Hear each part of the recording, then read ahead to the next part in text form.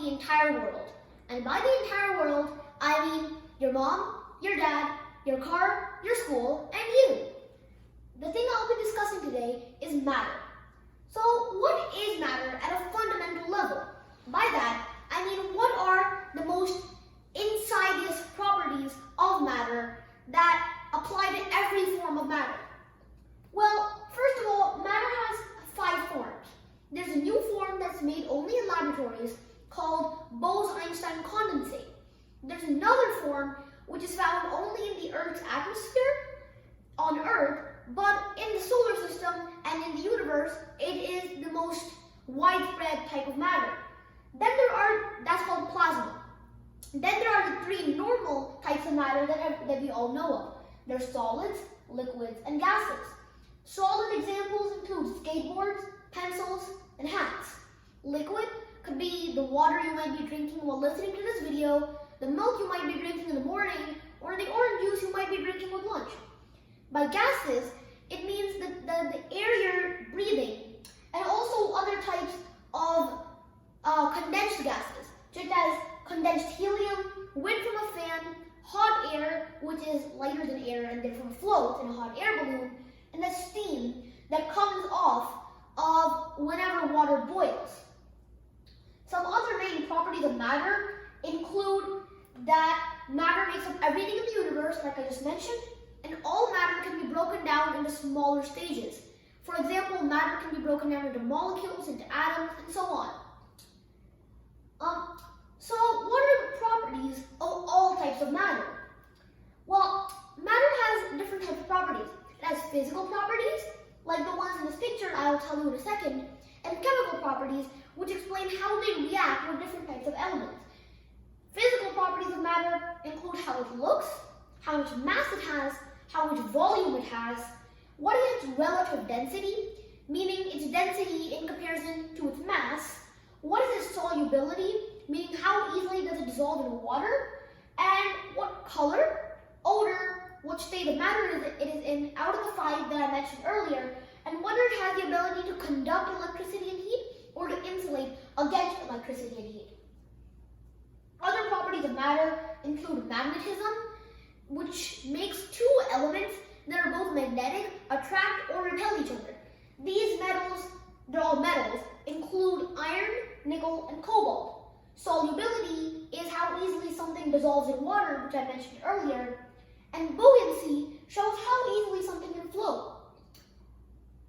All of these properties are really special, and they're all unique towards their own types of matter. So what is matter made of? This is where things get interesting and tiny. So matter is big, it's because it makes everything up. But matter can go smaller, a lot.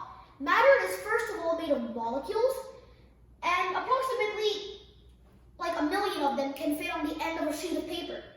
Molecules in turn are made of atoms, and a sheet of paper is approximately 10,000 atoms thick. Atoms can be dissolved further into protons, neutrons, and electrons, like you see in this picture. You see the blue things have a plus sign on them, those are protons. The red things are neutrons, and they have no charge whatsoever. They're big and strong, and they make sure the atom sticks together and doesn't go flying apart in a big burst of energy. The electrons orbit the nucleus that's made out of the protons and neutrons, and the electrons have a negative charge. Those in turn can be further made tiny into quarks. So quarks, first of all, are so tiny that even the world's most powerful electron microscopes that can be ginormous have extremely hard time finding them. In fact, because of this, the only way to accurately predict a quark's existence is through the use of quantum mechanics. Quarks have 6 different flavors, meaning there's 6 different types of quarks. There's up, down, charm, strange, top, and bottom. The up and down types of quarks are the ones that are most important, as they're the most stable, and they make up the majority of the known universe. And there's a new theory called string theory, which shows that even quarks can be made tinier. String theory is actually explained in another one of my videos, so make sure to go and check that out. So, what are the characteristics of solids, liquids,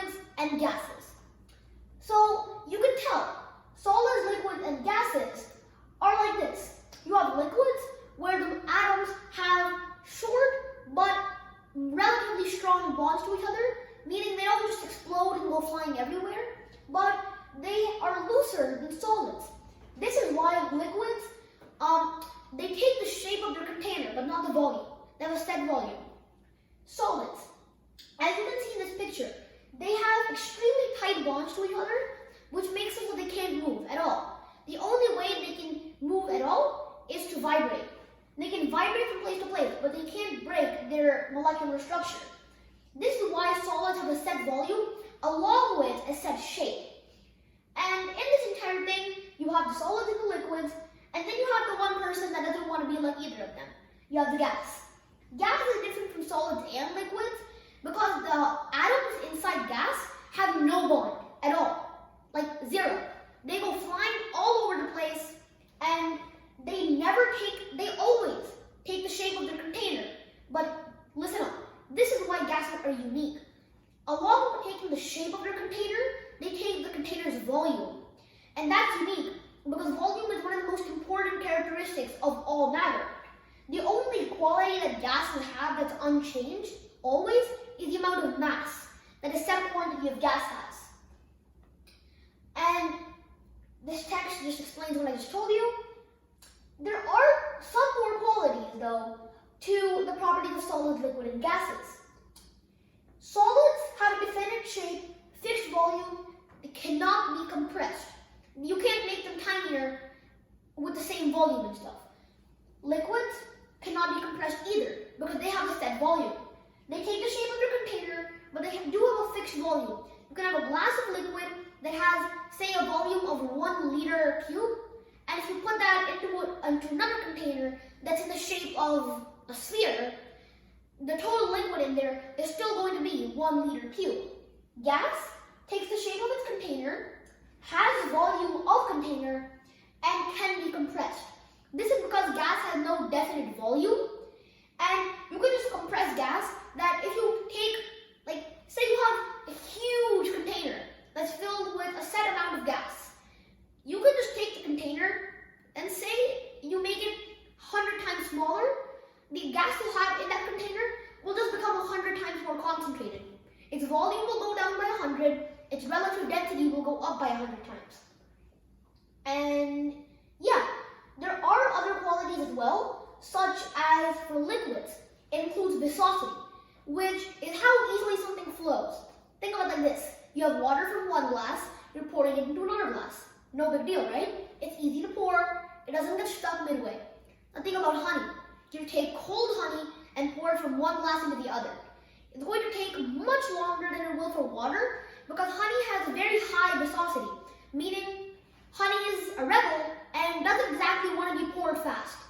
Imagine this, the molecules of honey are just like, I'm lazy, I don't want to move as fast as water, so I'm just going to move really slowly from one container to the other. For solids, this includes the melting point, where they turn into liquids, and the boiling point, when they go straight to gas. Solids have two qualities though, what I just mentioned, and also their malleability. Think of a material like iron. You can't exactly take iron in a hammer and just smash the hammer over and over and make, like, squish the iron into a smaller thing. That means that iron isn't exactly very malleable except when it's hot.